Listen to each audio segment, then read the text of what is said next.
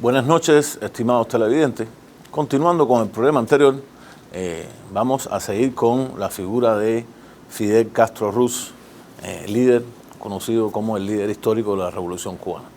Y vamos a ver en este programa momentos específicos de, digamos, los primeros años de la Revolución que de una u otra manera marcan la bibliografía del estadista cubano. Hay que decir primeramente que en el año 1959, triunfando la revolución, Fidel Castro hace una visita a los Estados Unidos. Yo creo que esto es importante tenerlo en cuenta porque normalmente digamos, los críticos de la revolución, los críticos incluso de Fidel Castro, de esto no hablan o de una u otra manera hacen tibia la relación inicial que tuvo Fidel Castro y sus palabras con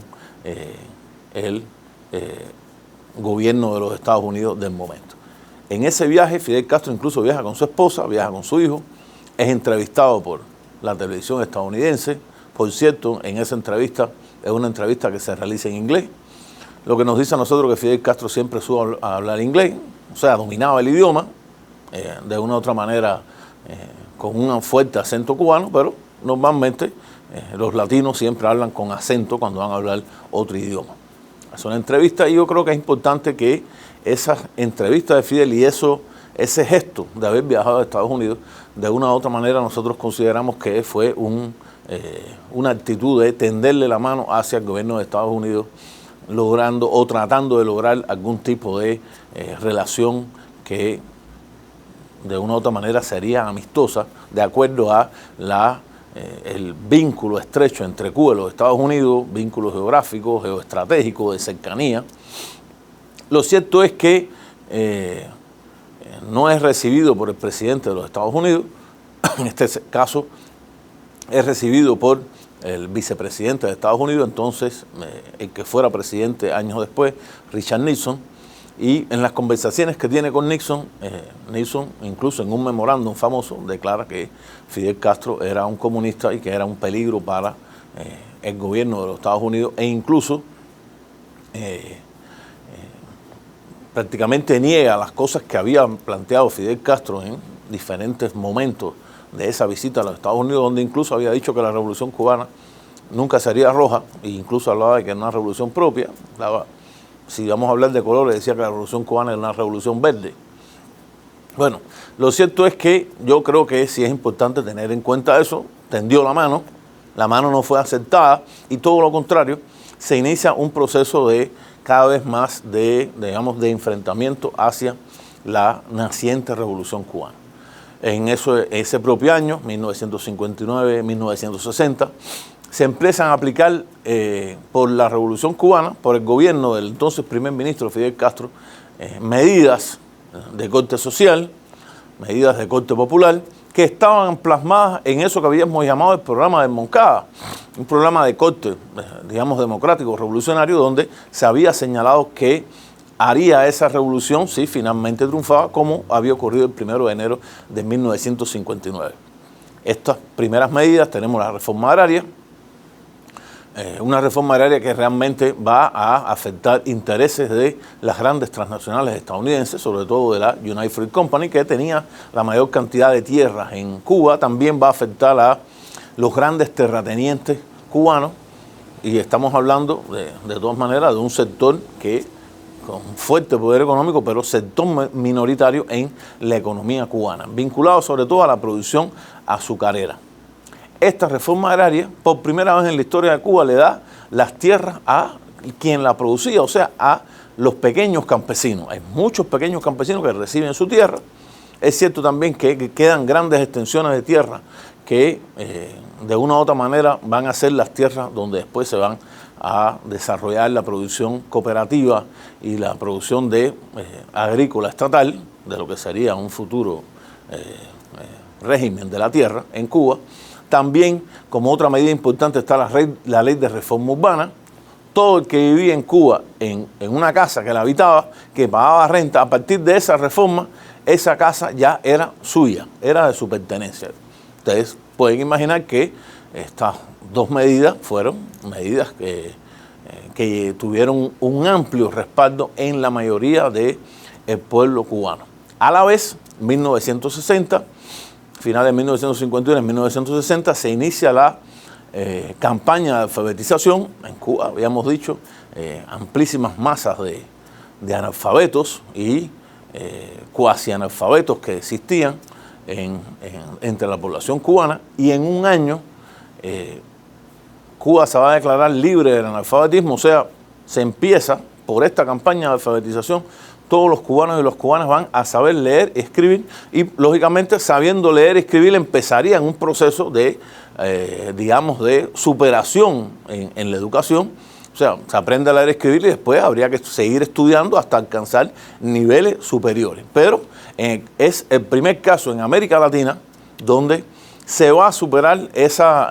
digamos, ese lastre que todavía tienen muchos países latinoamericanos de personas que son analfabetos totales o analfabetos funcionales, que no saben ni leer ni escribir. Estas medidas de la Revolución Cubana tuvieron un amplio, digamos, rechazo por parte del gobierno de los Estados Unidos, que a partir de este enfrentamiento con la Revolución Cubana y con la figura de Fidel Castro, trajo consigo que se empezara a configurar el famoso plan de una invasión directa contra Cuba,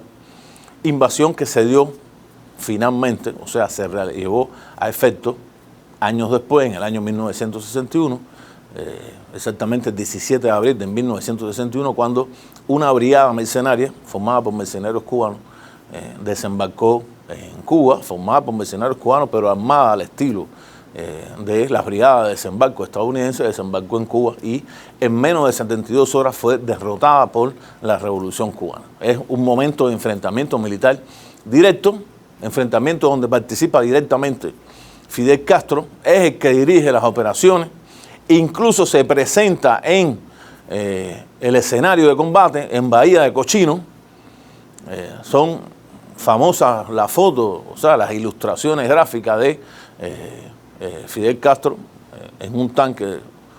ruso Su-100 disparándole al último barco que quedaba de esa brigada de desembarco de Houston, que fue hundido en las costas cubanas. Digamos que es un momento extremadamente importante en la historia de Cuba y en la bibliografía de Fidel Castro, porque yo creería que se inicia de una u otra manera un enfrentamiento directo entre la Revolución Cubana con el gobierno de los Estados Unidos, que en ese momento era el gobierno de John F. Kennedy, que en 1960 había asumido la presidencia de los Estados Unidos, sustituyendo a Daisy Eisenhower. Hasta ese momento había sido el presidente de los Estados Unidos, el que incluso era el que había organizado esa brigada o había aprobado la brigada esa de desembarco, que se le dio a la administración Kennedy, y la administración Kennedy lo único que hizo fue seguirla, posiblemente pensando que se iba a llevar a la práctica. En la historia de las intervenciones de Estados Unidos en América Latina, siempre las intervenciones militares habían terminado con un triunfo para la política estadounidense. Es la primera vez en la historia de América Latina donde esto no se produce, y para los biógrafos de la Revolución Cubana, sus más, digamos, agudos defensores, consideran que esta fue la primera gran derrota de los Estados Unidos, que se llama el imperio estadounidense en América Latina. De esos años 1961 a 1962, cuando Estados Unidos se da cuenta que la única manera de remover esa revolución era una intervención directa, ya no de una brigada mercenaria apoyada por los Estados Unidos, que había sido derrotada, sino una intervención directa de las tropas estadounidenses en Cuba, creándose una situación realmente de conflicto, digamos, conflicto al borde de la guerra. 1961-1962 empiezan a desembarcar en Cuba cantidades mayores de suministros militares por parte de la Unión Soviética, suministros militares que estaban en aviación, en tanques, antiaérea, fusiles. O sea, realmente se armó un ejército, las tropas de milicia, prácticamente estamos hablando de 2 millones de hombres sobre las armas, en contra de lo que se suponía que iba a ser una intervención directa de los Estados Unidos. Eso llega en 1962 en, digamos, el segundo mayor conflicto de la era contemporánea y posiblemente el mayor conflicto en la Guerra Fría, que trajo consigo finalmente lo que se llamó en la crisis de los misiles, la crisis de los cohetes de octubre de 1962. ¿Qué ocurrió? Según cuentan unas partes o cuentan otras partes, defensores de la Revolución uno, otros críticos de los defensores y otros que intentan de una u otra manera llegar a, digamos, a un punto medio en la relación entre Cuba y los Estados Unidos, entre la figura de Fidel Castro, por un lado, la figura de Nikita Khrushchev y la figura de John F. Kennedy por otro, o sea, primer ministro cubano, primer ministro de la entonces Unión Soviética y presidente de los Estados Unidos. Lo cierto es que en un viaje que se hace por dirigentes cubanos a la Unión Soviética se solicita y se pide que se apoye a la revolución, y es en un momento en que la dirección soviética le propone a Cuba instalar misiles de corto y de mediano alcance en Cuba como medio defensivo ante una inminente agresión de los Estados Unidos. Este planteamiento, y es destacado, y es importante tener esto y destacarlo bien, la parte cubana le pide a la Unión Soviética que se haga público, porque en definitiva hacer público una relación era hacer público algo entre dos países soberanos, en este caso Cuba y los Estados Unidos, perdón, Cuba y la entonces Unión Soviética. ¿Afectaba a los Estados Unidos, por cierto? Sí, lo afectaba a los Estados Unidos, pero hacer pública esa relación de una u otra manera traía consigo que no hubiera nada oculto en la relación entre Cuba y la Unión Soviética. Esto no es aceptado por la Unión Soviética, que le pide a la parte cubana entonces que se mantenga oculto el acuerdo. Cosa que, repito, viene de la parte de la Unión Soviética, pero de una u otra manera también fue aceptado por la parte cubana, que de una u otra manera va a traer, digamos, el estallido del conflicto, situación que vamos a ver ahora en la segunda parte del programa.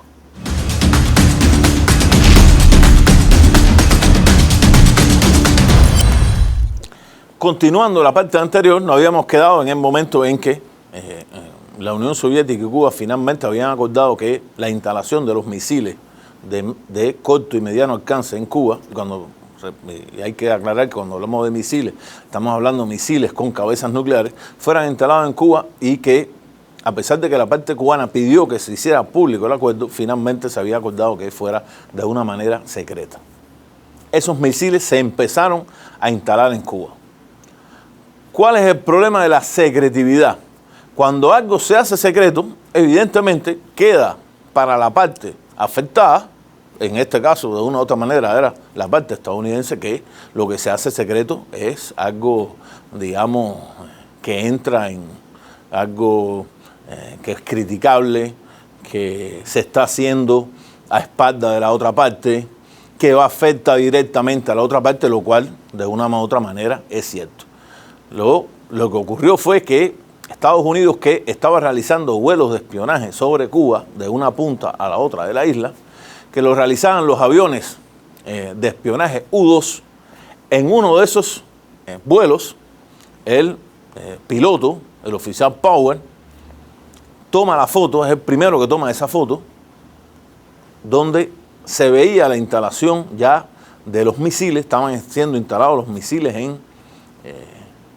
en Cuba, sobre todo en la parte occidental de Cuba. Esa confirmación por parte de los Estados Unidos trajo consigo una fuerte ofensiva diplomática de Estados Unidos, acusando a la Unión Soviética y a Cuba, más que todo a la Unión Soviética, de que estaban instalando los cohetes para realizar una agresión directa contra los Estados Unidos. En este caso, Estados Unidos, el presidente Kennedy, ordenó el bloqueo totalmente a Cuba, o sea, naves de guerra estadounidenses bloquearon Cuba, surgiendo en ese momento prácticamente una situación de guerra entre Estados Unidos y la Unión Soviética, donde Cuba jugaba un papel evidentemente destacado porque los misiles, esos misiles de corto alcance y de medio alcance, que no tenían alcance si hubiesen estado en la Unión Soviética, o sea, no alcanzaban el territorio de Estados Unidos, al estar instalados en territorio cubano, tenían el alcance prácticamente de todo el territorio estadounidense, afectando directamente a, digamos, la seguridad de Estados Unidos. Esto es la posición de Estados Unidos porque, lógicamente, la posición cubana, la posición de Fidel Castro, la posición que defendió una y otra vez, cada vez que salió en las cámaras de televisión, era que eso era un derecho del gobierno cubano y del Estado cubano de instalar y de defenderse ante una posible agresión directa de los Estados Unidos. Este conflicto tuvo a la vez un momento todavía de más, digamos, al borde prácticamente de la guerra. O sea, esa guerra fría podía haberse convertido en ese momento en una guerra caliente y hubiese prácticamente desaparecido la humanidad, cuando el mismo piloto que había volado Cuba y había sido el primero en tomar la foto de la instalación de los cohetes vuela y una batería de misiles dirigidas por soviéticos, o sea, por militares soviéticos que se encontraban operando esas baterías en Cuba, porque los cubanos no tenían preparación para manejar esa batería de misiles, ante la orden del gobierno cubano de que cualquier nave que pasara por arriba de Cuba iba a ser derribada, y incumpliendo las orientaciones de las fuerzas de la Unión Soviética, o sea, del Estado soviético, al cual de una u otra manera se subordinaban directamente, cuando pasa otra vez Powell en U-2, le hacen un lanzamiento de un misil y derriban al avión U-2 y muere incluso el piloto estadounidense, que cae en territorio cubano. Este, digamos, que es el momento más crítico. Estaba Cuba cercada, la fuerza de desembarco de Estados Unidos listas para entrar en acción. En la base de Guantánamo se habían acumulado 60.000 soldados estadounidenses, también listos para invadir desde la parte oriental,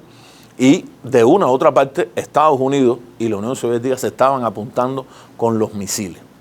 Es en este momento también cuando ocurre otra de los hechos históricos que de una u otra manera traen diferentes versiones, cuando Fidel Castro le manda una carta a Nikita Khrushchev, donde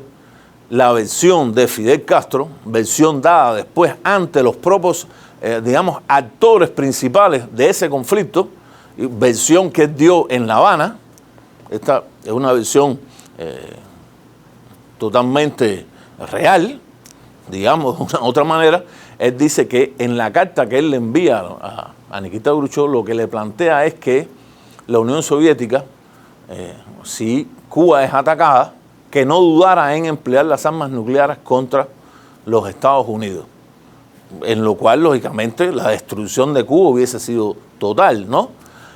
Lo cierto es que, según la versión de Fidel Castro, la traducción de esa carta que le llega a Nikita Khrushchev, lo que decía era que Fidel Castro le decía a Nikita Khrushchev que tirara los misiles contra Estados Unidos antes de que Estados Unidos tirara los misiles contra la Unión Soviética y contra Cuba. Fidel Castro, repito, desmiente esta versión, y él dice que él no dice eso, sino que si la Unión Soviética o Cuba eran atacadas, que la Unión Soviética hiciera el ataque también, a pesar de que iba a ser prácticamente desaparecida de la faz de la tierra la isla de Cuba. Eso queda en una versión de una u otra parte, y en ese momento de, digamos, de mayor trascendencia, cuando prácticamente el mundo estuvo a borde de la destrucción atómica, la Unión Soviética, Nikita Khrushchev, cede ante los Estados Unidos e envía sus representantes al gobierno de Kennedy, y se ponen de acuerdo con relación a que la Unión Soviética iba a retirar los misiles de Cuba. Los misiles iban a ser revisados, su desinstalación en el propio territorio cubano, a cambio de que Estados Unidos retirara los misiles que tenía en Turquía, misiles llamados misiles Júpiter, en ese momento ya algo anticuados, pero que alcanzaban el territorio de la Unión Soviética, y lo único que se le daba a la parte cubana, en este caso a Fidel Castro, era que la promesa, una promesa oral, nunca escrita, de que Estados Unidos no atacaría a Cuba. O sea, una promesa verbal. La reacción de Fidel Castro fue una reacción realmente, digamos, tirante, una reacción de choque con la Unión Soviética, con la posición de Nikita Khrushchev, donde Cuba no acepta, primeramente, el acuerdo que se había hecho, donde la parte cubana había sido dejada fuera, y por otra parte, impide y de manera rotunda no acepta que inspectores estadounidenses llegaran a territorio cubano para revisar in situ la desinstalación de los cohetes. Tanto es así que no hubo más remedio entre la parte soviética y la parte estadounidense que cuando esos misiles fueron desinstalados y vueltos a ocupar en los barcos que lo habían transportado, barcos soviéticos, en alta mar, fuera de las aguas internacionales, o sea, en las aguas internacionales, fuera de las aguas de territorio cubano, fue donde Estados Unidos hizo la inspección. O sea, nunca se hizo la inspección in situ en Cuba, porque Fidel Castro no lo aceptó. E incluso pidió que lo menos que podía pasar en un acuerdo de ese tipo era que no solo una promesa verbal, sino que Estados Unidos retirara la base de Guantánamo. Recordemos, habían 60.000 tropas. En ese momento era un territorio, digamos, totalmente hostil, donde habían habido enfrentamientos entre las fuerzas fronterizas cubanas con las fuerzas estadounidenses en la base de Guantánamo, un foco de conflicto. Pidió que mínimo eso ocurriera, realmente eso no ocurrió, y trajo consigo también prácticamente el enfriamiento de las relaciones entre la Unión Soviética y Cuba, enfriamiento que va a recorrer un largo camino de prácticamente 10 años, o sea, estamos hablando desde el año 1960 hasta el año 1972, donde las relaciones entre Cuba y la Unión Soviética fueron tirantes y extremadamente fríos, en momentos en que el enfrentamiento entre Estados Unidos y Cuba cada vez era más fuerte, y es conocido por documentos desclasificados de los Estados Unidos que, a pesar de que, y es un hecho también, los historiadores soviéticos y hoy rusos siempre recalcan que Estados Unidos cumplió la promesa de nunca atacar directamente a Cuba, y a la fecha eso nunca ha ocurrido. Por lo tanto, la palabra empeñada por el presidente Kennedy se dio y no pasó, porque eso también es un hecho que hay que tenerlo en cuenta, pero implementó la llamada Operación Mangosta contra Cuba, operación implementada por la Agencia Central de Inteligencia, por la cual empezaron diferentes tipos de acciones, digamos, acciones punitivas contra todo el territorio de la geografía cubana, sobre todo en las costas, por elementos casi siempre de origen cubano, preparados por la Agencia Central de Inteligencia, y que en la historia de Cuba hasta este momento existe el número de más o menos algo más de 3.000 personas afectadas. Por lo tanto, no hubo una agresión directa, es cierto, hay que reconocerlo, pero hubo agresiones que podemos decir de baja intensidad en contra de la Revolución Cubana, que se van a dar en todos esos años 60. Son los años también en que Fidel Castro, primer ministro de Cuba, pone la dirección de la economía cubana en la figura de Ernesto Che Guevara como ministro de Industria. Como ministro de Industria, digamos, hasta el año prácticamente 66, 67, se trató de implementar en Cuba una economía, yo diría que impulsando la industrialización en todos los sectores, y especialmente en el sector agrícola, en el sector vinculado a la producción azucarera, que desde mi punto de vista hubiesen creado un modelo económico con una, digamos, autonomía importante relacionada a la relación con la Unión Soviética. aunque hay que tener en cuenta que desde el año 1960, año en que también se rompen las relaciones de Estados Unidos con Cuba, la Unión Soviética era el país que le exportaba el petróleo a Cuba,